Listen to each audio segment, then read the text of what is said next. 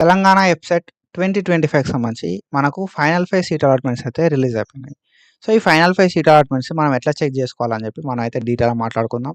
And దాంతో పాటుగా allotment ఆర్డర్‌ని ఎట్లా డౌన్‌లోడ్ చేసుకోవాలి, ఆన్‌లైన్ లోపల ఫీని ఎట్లా పే చేయాలి, అండ్ దాంతో పాటుగా ఆన్‌లైన్ సెల్ఫ్ రిపోర్టింగ్ ఎట్లా చేయాలి, జాయినింగ్ రిపోర్ట్ ఎట్లా డౌన్‌లోడ్ చేసుకోవాలి అని చెప్పి మనం అయితే డీటెయిల్‌గా ఈ వీడియో లోపల మాట్లాడుకుందాం.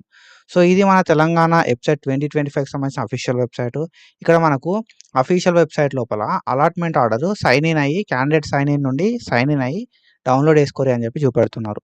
అండ్ ఈ అఫీషియల్ వెబ్‌సైట్ లోపల మనం ఇక్కడ చూసుకుంటే క్యాండిడేట్ లాగిన్ అని చెప్పి ఒకటి ఉంటదన్నట్టు. ఓకేనా? సో, అఫీషియల్ వెబ్‌సైట్ లోపల క్యాండిడేట్ లాగిన్ అని చెప్పి ఒక ఆప్షన్ ఉంటది. అండ్ ఈ క్యాండిడేట్ లాగిన్ మీద మీరు ప్రెస్ చేస్తే ఇట్లయితే మనకు పోర్టల్ ఓపెన్ అయితది. ఈ పోర్టల్ లోపల మనకు లాగిన్ ఐడీ అండ్ దాని తర్వాత వెబ్‌సైట్‌కి సంబంధించిన హాల్ టికెట్ నంబర్, పాస్వర్డ్ అని చెప్పి బేసిక్ డీటెయిల్స్ అయితే అడుగుతది. సో, ఇక్కడ మన బేసిక్ డీటెయిల్స్ అయితే ఇయ్యాలి. ఓకేనా?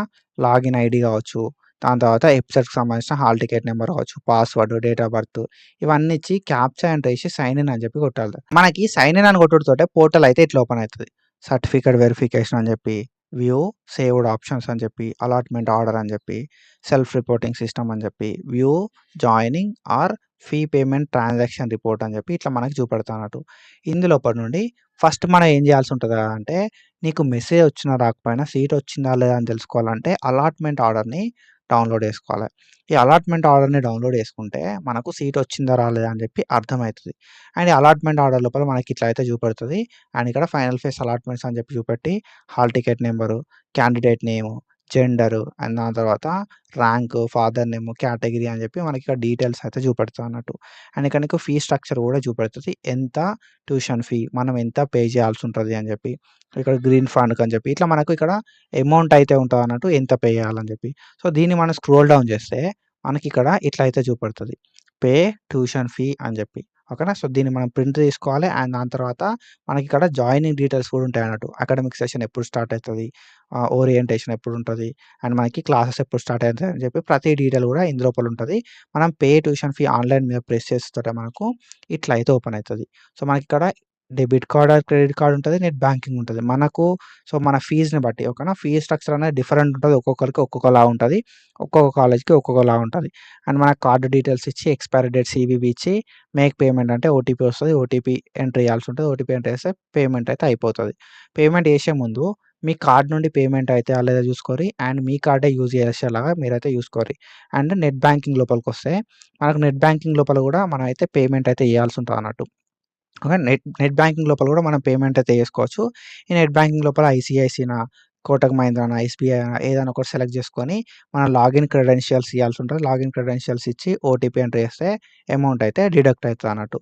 ఓకేనా? సో, ఇట్లా మనకు మన ఆన్‌లైన్ సెల్ఫ్ రిపోర్టింగ్ అనేది అయిపోతది. ఆన్‌లైన్ సెల్ఫ్ రిపోర్టింగ్ చేసేటప్పుడు అంటే ఆల్రెడీ ప్రీవియస్‌గా ఫేజ్ 1లో లేకపోతే మీకు ఫేజ్ 2లోనో సీటొచ్చి మళ్ళీ ఫేజ్ 3లో సీటొస్తే సేమ్ కాలేజ్ అయినా కూడా నువ్వు అలాట్మెంట్ ఆర్డర్ డౌన్‌లోడ్ చేసుకొని ఆన్‌లైన్ సెల్ఫ్ రిపోర్టింగ్ చేయాల్సి ఉంటది. ఒకవేళ నీకు వేరే కాలేజ్‌లో సీట్ వస్తే మాత్రం ఎక్కువ ఫీ ఉన్న సిట్యుయేషన్ లోపల మనం ఎక్కువ ఫీ మాత్రమే కట్టాల్సి ఉంటది. ఇప్పుడు నీకు ఫస్ట్ ఫేజ్ లోపల ఆర్ సెకండ్ ఫేజ్ లోపల ఏదో కాలేజ్‌లో సీట్ వచ్చింది. 1,00,000 ఫీ కట్టినావు. ఇప్పుడు ఫేజ్ 3 లోపల వచ్చిన కాలేజ్‌ల 1,50,000 ఫీ ఉంటే మనం 50,000 మాత్రమే కట్టాల్సి ఉంటదన్నట్టు. 1,00,000 అనేది ట్రాన్స్‌ఫర్ అయితది. అండ్ దాంతో పాటుగా నీకు ఒకవేళ ఏదైతే కాలేజ్‌లో సీట్ వచ్చిందో ఓకేనా? సో, ఫేజ్ 3 కాలేజ్‌లో సీట్ వచ్చింది. ఆ కాలేజ్‌లో ఫీజ్ అనేది తక్కువున్న సిట్యుయేషన్ లోపల మనకి సో, అమౌంట్ అనేది రిఫండ్ అయితదన్నట్టు. So, first phase or second ఫేజ్‌లో వచ్చిన కాలేజు ఫీ అనేది తక్కువున్న సిట్యుయేషన్ లోపల థర్డ్ ఫేజ్ కన్నా తక్కువున్న సిట్యుయేషన్ లోపల మనకు అమౌంట్ అనేది రిఫండ్ అయితది. కాబట్టి మనం సో, మన కార్డ్స్ యూజ్ చేయడం వల్ల బెనిఫిట్ ఉంటదన్నట్టు. సో, వేరే ఎవరి కార్డ్ అయితే యూజ్ అయితదో అప్పుడు నీ ఫీ స్ట్రక్చర్ అనేది చూసుకొని ఎక్కువుంటే ఏం కాదు. తక్కువున్న సిట్యుయేషన్ లోపల మాత్రం వాళ్ళకి రిఫండ్ అయినాయి అని చెప్పి అడగండి. అండ్ దెన్ మనకి certificate verification, view saved option, allotment order లోపల మనం పేమెంట్ అయితే కంప్లీట్ చేసేసినాం. అండ్ ఇక్కడ సెల్ఫ్ రిపోర్టింగ్ సిస్టమ్‌కి రావాల్సి ఉంటది ఇప్పుడు మనం. సెల్ఫ్ రిపోర్టింగ్ చేయాలి. ఈ సెల్ఫ్ రిపోర్టింగ్ మీద మనం క్లిక్ చేసుడుతోటే మనకు ఒక పోర్టల్ అయితే ఓపెన్ అయితది. సో, కన్ఫర్మ్ మై జాయినింగ్ అని చెప్పి ఉంటది. కన్ఫర్మ్ మై జాయినింగ్ అని కొట్టుడుతోటే నీకు అడ్మిషన్ నంబర్ అనేది జనరేట్ అయితదన్నట్టు. సో, అడ్మిషన్ నంబర్ అనేది జనరేట్ అయిందా లేదా చూసుకోవాలి. అండ్ దాని తర్వాత మనం view joining or fee payment transaction report అని చెప్పి కొట్టాలి. మన ఫీ పేమెంట్ ట్రాన్సాక్షన్ చూసుకోవాలనుకున్న, జాయినింగ్ రిపోర్ట్ చూసుకోవాలనుకున్న లాస్ట్ ఆప్షన్ మీద మనం క్లిక్ చేయాల్సి ఉంటది. అండ్ ఇక్కడ లాస్ట్ ఆప్షన్ మీద క్లిక్ చేస్తే జాయినింగ్ రిపోర్ట్ అని చెప్పి ఒకటి చూపెడుతది. అండ్ దాని తర్వాత మనకి ఫీ పేమెంట్ ట్రాన్సాక్షన్ డీటెయిల్స్ అని చెప్పి చూపెడతదన్నట్టు. ఓకేనా? నువ్వు సెల్ఫ్ రిపోర్టింగ్ చేసిన సిట్యుయేషన్ లోపల నీకు జాయినింగ్ రిపోర్ట్ అనేది జనరేట్ అయితది. సో, ఈ జాయినింగ్ రిపోర్ట్ అనేది డౌన్‌లోడ్ చేసుకొని అందులోపల నీ అడ్మిషన్ నంబర్ ఉందా? లేదా? అనేది చూసుకొని అండ్ దాని తర్వాత మనకు లైక్ నీ ఫీ పేమెంట్ అనేది కన్ఫర్మ్ అయిందా? కాలేదా? అంటే నీ ఫీ పేమెంట్ అయిపోయిందా? లేదా? తెలుసుకోవడానికి ఫీ పేమెంట్ ట్రాన్సాక్షన్ డీటెయిల్స్ అయితే చూసుకోవాలి. అండ్ ఇక్కడ మనకు ఫీ పేమెంట్‌కి సంబంధించిన ట్రాన్సాక్షన్ డీటెయిల్స్ అయితే చూపెడతాదన్నట్టు. అండ్ ఇది అంతా అయిపోయిన తర్వాత లాస్ట్‌కి మనం లాగౌట్ అయితే చేయాల్సి ఉంటదన్నట్టు. ఓకేనా? సో, లాగౌట్ చేసేస్తే మనకు సెషన్ లాగౌట్ సక్సెస్‌ఫుల్లీ అని చెప్పి వస్తది. ఓకేనా? So, that's it for today guys. ఇట్లా మీరైతే మీ అలాట్‌మెంట్ ఆర్డర్‌ని, సెల్ఫ్ రిపోర్టింగ్‌ని అండ్ జాయినింగ్ రిపోర్ట్‌ని అయితే డౌన్‌లోడ్ చేసుకొని ఇట్లాంటి వీడియోస్ కోసం ఫాలో అయితా ఉండండి. That's it for today. Follow for more content. Thank you so much. Signing off.